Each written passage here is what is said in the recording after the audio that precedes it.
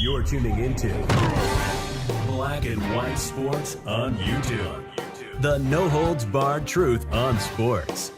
The main event starts. All right, Black and White Sports supporters, let's talk about the Cleveland Browns. Wow, fans seem none too happy with the current regime up there, particularly Kevin Stefanski. Now, why is that? People think that Shedeur Sanders not getting a fair shake. Now, again, he was a fifth-round pick. He never was going to get the same amount of reps as everybody else. That's just not the way it works in the NFL. However, I do have to say, when you look at the totality of Dillon Gabriel right now, I got to tell you, Shedeur's getting some of his reps. If I'm running it, Shedeur is going to get some of Gabriel's reps now. And why is that? Because, look, I understand it's against a lot of 2s and 3s, but I would make sure I see what Sanders has got against the 1s. And it's getting to the point where the numbers are sort of overwhelming. They are. Now, Flacco, look, I don't give a shit about Flacco's completion percentage. I do care about Gabriel's. Being a rookie, I do. But we know Flacco knows this offense inside and out, and he gets it. All right? We ain't got to worry about Flacco. Nobody's got to worry about Flacco. No, I mean, three touchdowns, no picks. Sanders, 70% completion, 6 touchdowns, no picks. Again, against 2s and 3s. This would concern me. Gabriel, 62 for 113, 54.9%. Yeah, that is too low to ignore. 4 touchdowns, 2 picks, and he's coming off of a 21% completion day in which he got 14 damn reps, and he was 3 of 14. Pickett, 23 of 34, 67%, 3 touchdowns, 1 pick. If I'm Browns fans, I see that, and if you can dive into the mind of Stefanski, you might ought to be worried that Pickett's going to be the one that wins this job. The hamstring may have actually saved the fan base. So, this is Shedeur right here, mic'd up. You know it's powerful. Set.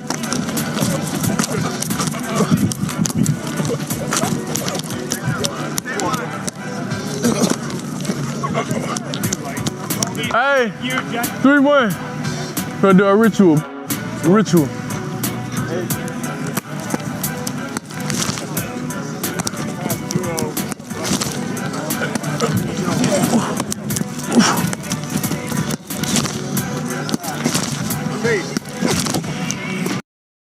I mean, look, I'm going to stop it right there, but I can say this. Kid's working his ass off. He is working his ass off. There ain't no doubt about it. Turn percent.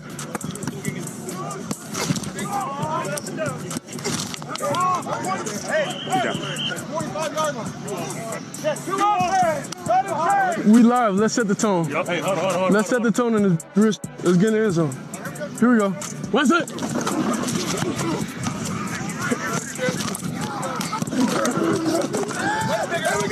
What's it?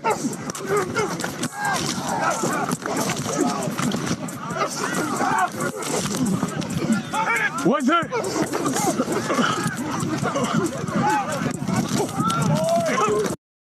Okay, I'm going to stop it right there, too. Now, one thing I will tell you right off the bat, and I've noticed this prior, but I noticed that the couple that I just saw that I could see where he was going with the ball and where it was placed, his accuracy is not only good, but so is his ball placement. All right? It's not that can just hit a guy. He's hitting a guy in the right spot. All right? He's hitting guys in the right spot. So that's a thing in the NFL, no doubt about it. No doubt about it. it's going to be very interesting to see what happens here. Dillon Gabriel has 21 more reps than Shedeur coming into today, and only 2 more completions, 3 less touchdowns, 2 more interceptions. Again, we've got to worry about the level of competition. That people have got to realize there is a major difference between the 2s and the 3s, and in some cases there's some 4s there right now, and the 1s. Okay, that is a fact. All right, no doubt about it. But it is to the point. It is to the point where, yeah, you got to start looking in the direction of Shedeur and making sure he's getting some reps with the 1s. I think at this point that's only fair. I do. I don't give a shit. Look, it's to the point where Stefanski and Barry do have to start being less concerned with where they were drafted. All right, I get it, but and of course Stefanski, he loves him some Dillon Gabriel. Yikes! I mean, seriously, the fans are starting to work Stefanski too now. Stefanski has never won anything when he has had even the smallest of expectations. He also never won a playoff game where he was calling plays. He's under 500 after 5 years as a head coach, refuses to change. What are we doing here? Well, look, he got the team to the playoffs with Baker. I understand he was out with COVID, this, and that, and the other, but, I mean, look, there's no doubt that he was heavily involved in the game planning with Alex Van Pelt. I mean, come on, we've seen Alex Van Pelt. My God, I watch a lot of Patriots games. I just had a year of Alex Van Pelt, for crying out loud. Cleveland was much better with Baker, no doubt about it. Andrew Berry, Kevin Stefanski should be arrested for what they did. Yeah, but the problem is it's Jimmy Haslam that did that. It's Jimmy Haslam that did it. Now, Baker was injured. I still have never understood the let's give up on a guy that was injured after he helped us get to the playoffs.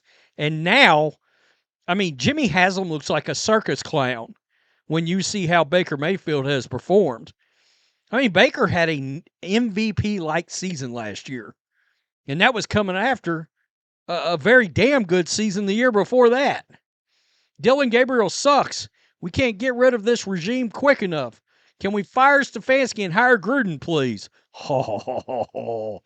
Okay. Look, Cleveland fans, now you're talking my language. Okay, now you when you're talking about Coach Gruden, Chucky, you're talking my language now. Seriously. Good Lord. I mean, it's crazy. Fire Stefanski into the sun. Kevin Stefanski will be tried for his offensive war crimes on the Browns offense. I got to tell you, y'all are starting to entertain the shit out of me. Really is. This is laced in sarcasm. Kevin Stefanski is a god at developing quarterbacks. Yeah, again, you cannot lose sight of Jimmy Haslam in all this. He got rid of Baker for Deshaun Watson. Don't forget that. I mean, the worst trade in the history of sports. That is the worst trade in the history of sports. I don't give a damn. And gave him $230 million fully guaranteed. That's the big one. Ugh. When we fired Stefanski, this guy effing blows. Oh, God. Damn, 21%, and he's still getting more reps. Laugh out loud. Just give it up, Barry and Stefanski. Y'all boy can't throw. Oh, hell. God, the fan base is going to... This guy's cool as shit right here. Oh, seriously. Looking like some straight John Rambo right there. I mean, that's hilarious. Do all GMs always stay in the head coach's pocket? Seems like Barry stays within 2 foot of Stefanski all the time. No, they don't. They don't. Now, are they around a lot of? I mean, at training camp, yeah. I mean, is John Lynch? You guys know I'm a big Niners fan. John Lynch Around? Well, yeah, he is, but not. What you doing, Kyle? What you doing? Not what you doing over there? None of that kind of action. No. Good question. That's a good question. Look, I don't know if Shedeur Sanders can play at all. I don't. And for the longest time, I mean, you guys know I've been as critical of Shedeur as anybody. I have been. I've crushed him at times. Um, and I'm hoping he's maturing. All right. It seems like, man, God, I was just starting to brag on his maturity when he got busted with the damn speeding ticket things, going a damn C note. I mean, come on. But still, nonetheless, on the football field, he's doing the right things. At this point, what do you got to lose, Cleveland? That's what I am starting to wonder. Now, and look, as presently constituted, Stefanski surely understands if you run Dillon Gabriel out there and he looks like crap, Haslam is going to chop your head off and you're going to be out the door. I mean, seriously. What I really sort of thought would happen, it all depends on Flacco, okay? I've told you guys forever, I think it is Flacco's the starter and Sanders is the backup.